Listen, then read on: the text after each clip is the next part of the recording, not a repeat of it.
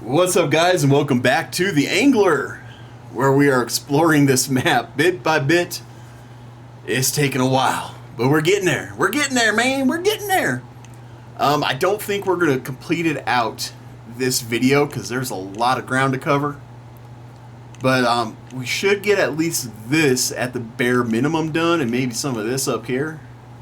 Should. It shouldn't be an issue. But we are doing the Golden Tour.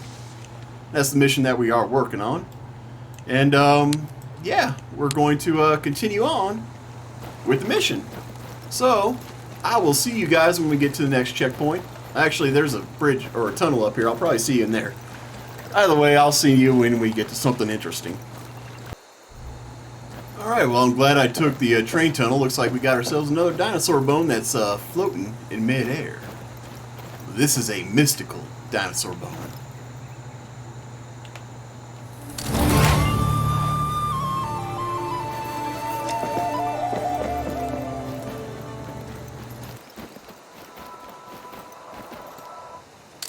If you cut them, they just grow back. These things need to be monitored and continually grubbed for results, Buck. You think it was hardly worth it until you see the damage they do. Just a quarter left.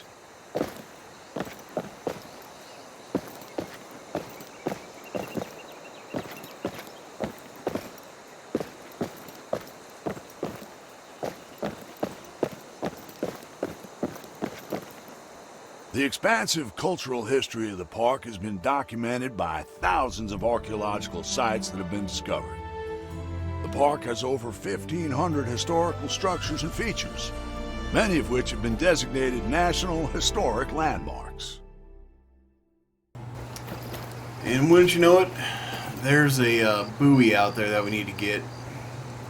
Son of a gun. Alright, well, hopefully there's a boat dock around here somewhere that we can go snag that thing up with. And a Bigfoot foot. You sure about that, sport? You're telling me you seen more of that Bigfoot business? 4 down. You just missed the flying car, Buck. These next few GPS stations make up for it. I hear they can detect a drop of blood in an ocean and they can move at the speed of sound. The only thing they can't do is check themselves. Opal Run Dam. If tired, stop and rest. Well, thank you very much. I appreciate that. This dam here was built in the 1950s. And out of all the taxes the land has to pay, it's one of the better ones. This structure allows proper irrigation of the surrounding farmland. And while I wouldn't say it's as grand as some of the other sites in the park, it's a monument of sorts. Unfortunately, that monument releases greenhouse gases, deprives ecosystems of nutrients, destroys habitats, raises sea levels, wastes water. Hey, best of a bad bunch. Well, that's the dinner bell for those nasty little creepy crawlies. Many more meals to make, Buck, so you get back to me when you're hungry.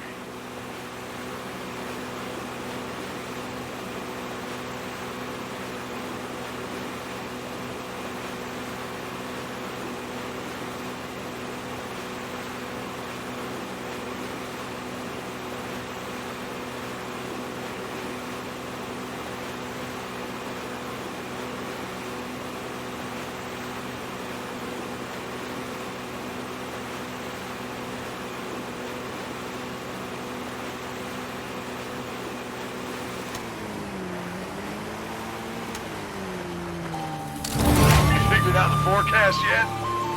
I was hoping to stretch my legs a little, but I couldn't read those robots if they paid me. Halfway through, tell me if you get yourself an angler.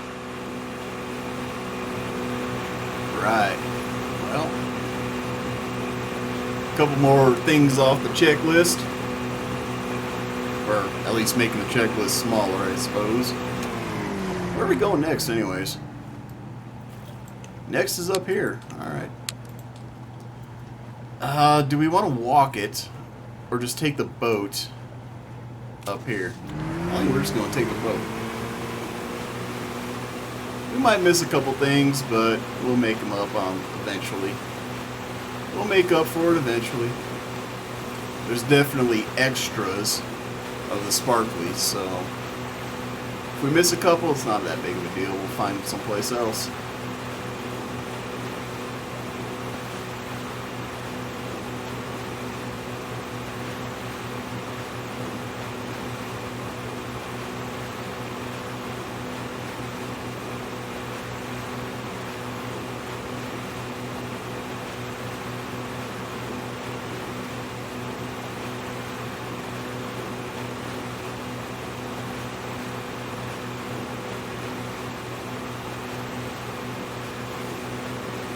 And we got another water high-inf over here. That works. Go ahead and snag that guy up.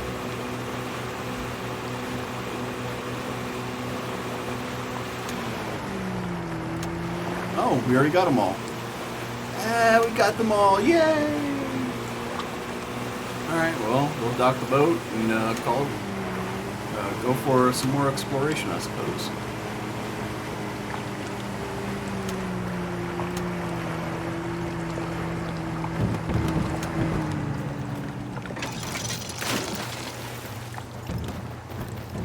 Right, well, we're here, so we'll just check out this this area right here first.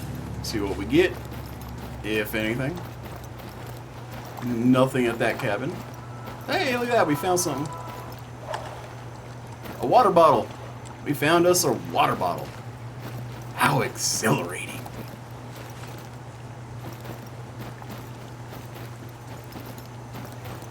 Anything else?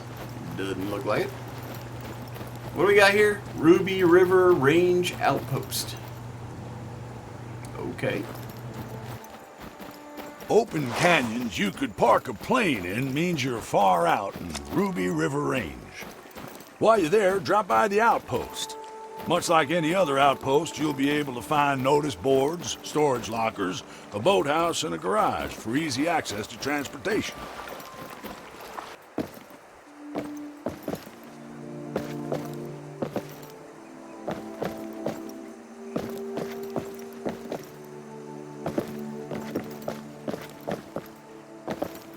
During World War II, tourist travel fell sharply. Staffing was cut and many facilities fell into disrepair. As such, after the war, the park had to undergo a monumental modernization and refurbishment.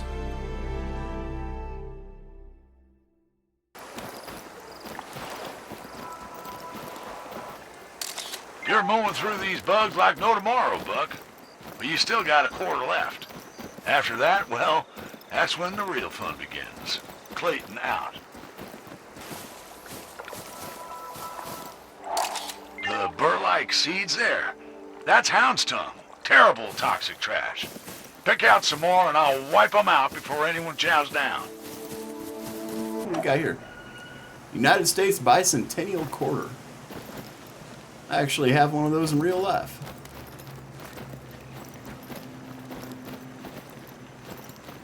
No, I don't. I lied. I got a 50-cent piece. Given to me when I gave my chief his first salute. No, that's not true either. It's a dollar.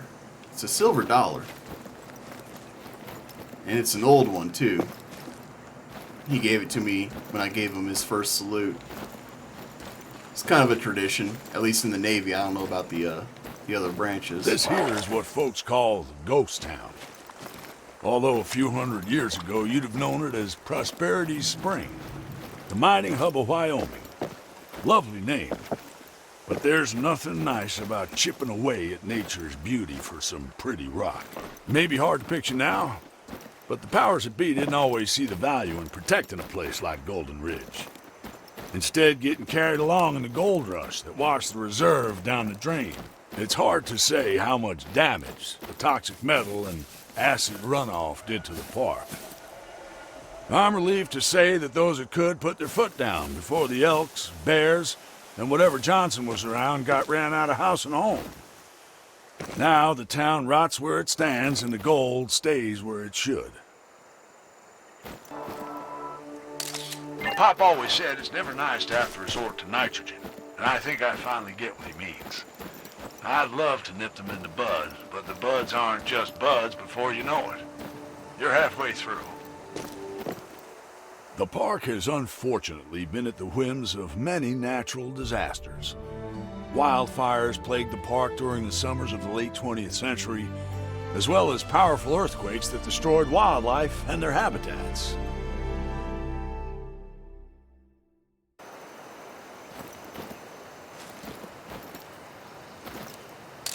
Well, now you've seen a few of them tumble-down dinosaur bones, you'll have a better idea why the kiddos like them. I still don't.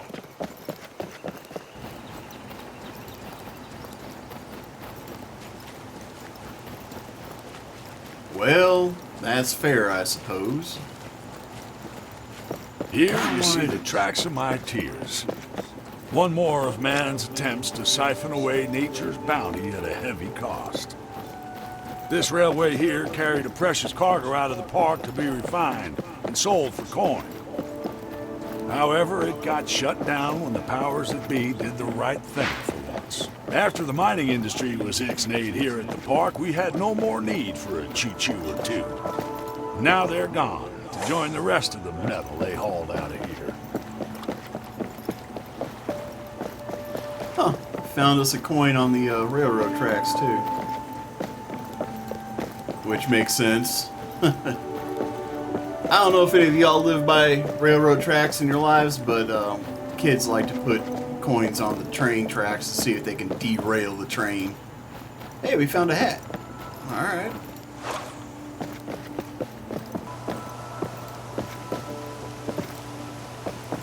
Wow, look at that view, huh? Oh, look at that view. Huh. That's nice.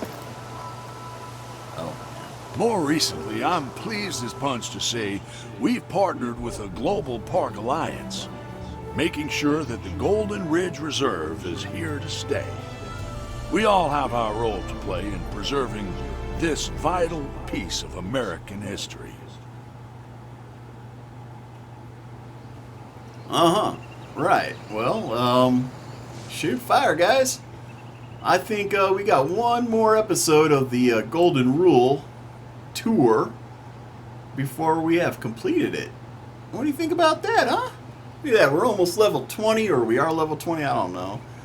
$4,500. We're doing good there. Let's see. We got some new stuff, too. Let's see. We did that.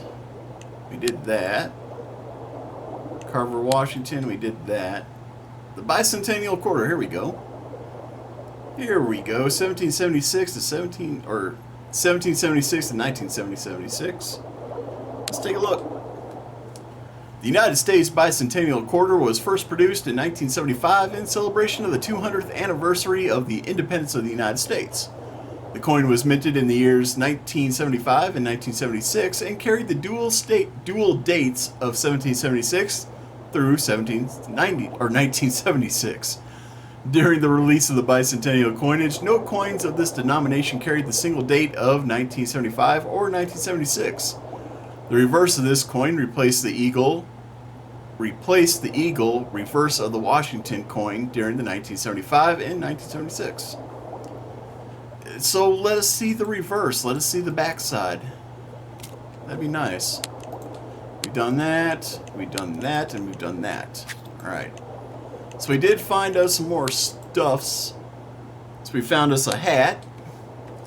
This hat is essentially a dad joke. A beige-colored scampering little gremlin of a headpiece that trickles down with unpalatable drips into something auburny, vivid and tacky at its punchline.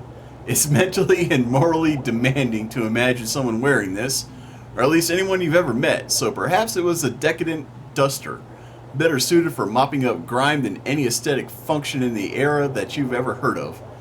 It would be hard to miss anyone wearing this particular style of shampoo, projecting repulsively through rocky outcrops or strided tundra, although it would definitely make you want to try. And to that end, it's a wonder you even managed to notice this at all. Better put it back. Oh, that's nice. Found ourselves a wallet. Possessing no form of clear identification, you can only piece together a silhouette of who left this behind. A donut a Donut Hunter card, stamped with 4 out of 9 stamps needed for a free chocolate safari. A library card that is somehow in significantly worse shape than the rest of its habitat.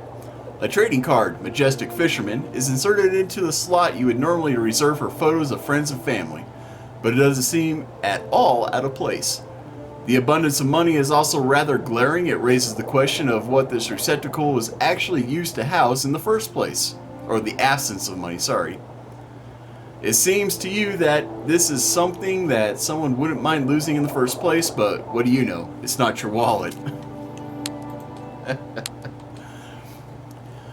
A purple stainless steel water bottle that, true to its virtue, has remained blemishless from the last sip onwards. A chunky clip, whose presence speaks volumes about its effectiveness, hangs rather dejectedly by the top of the cap, taking down the mood of what would be rather charming ensemble. The cap remains better unscrewed, but perhaps not even this receptacle is truly beyond redemption. It's possible to picture a future where this could quench parched lips once again, but not without the aid of something positively devastating in terms of antibacterial properties. Oh, this is too good. Right, we got some more of these. Shoot, what do we have? We got that one done. Smallmouth, delivery receipt. Huchenbeth, number 2. Top secret diary, crumpled up letter. I think we saw that one. Generation Zero, we have not looked at this one. This tome tells a time of which the machines have risen and it's fallen into a handful of survivors to reduce them to ashes once more.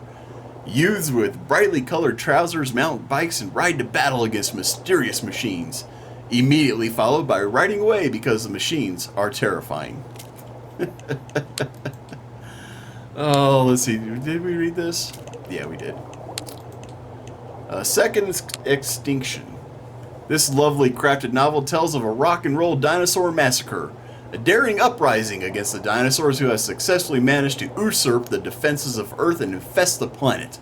From humanity's last bastion, a band of courageous misfits seek to slay the scaly menace from fire and firearm alike. With fire and firearm alike. Okay. Fishing recipe. Honeyed mustard tempura sauger.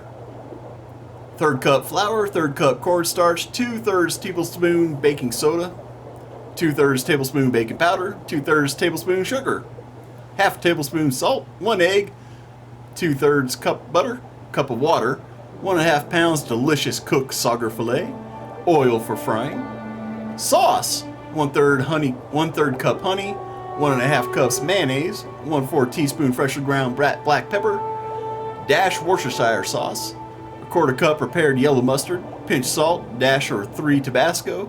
Mix ingredients together to blend. Mixture will be lumpy. Use immediately. Dip fish in the batter and deep fry until golden brown.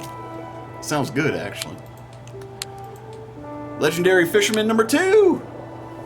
I have darted from sun to shade, from brush to the far-flung reaches of Nebraska, all the way to the Golden Ridge Reserve, in search of you, my prey.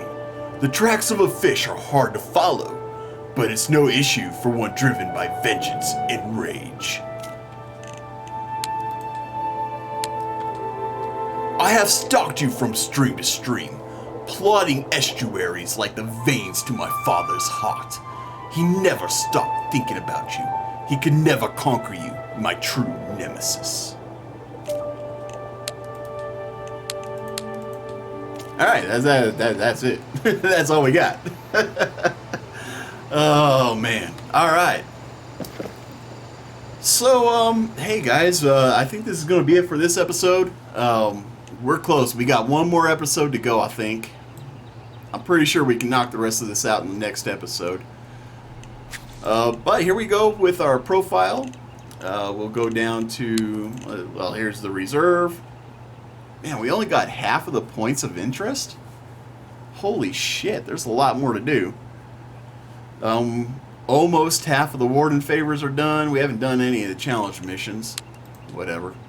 Still at 4 fish caught because we ain't been doing fishing. Gear's the same. Exploration, if you want to check out those stats, you can.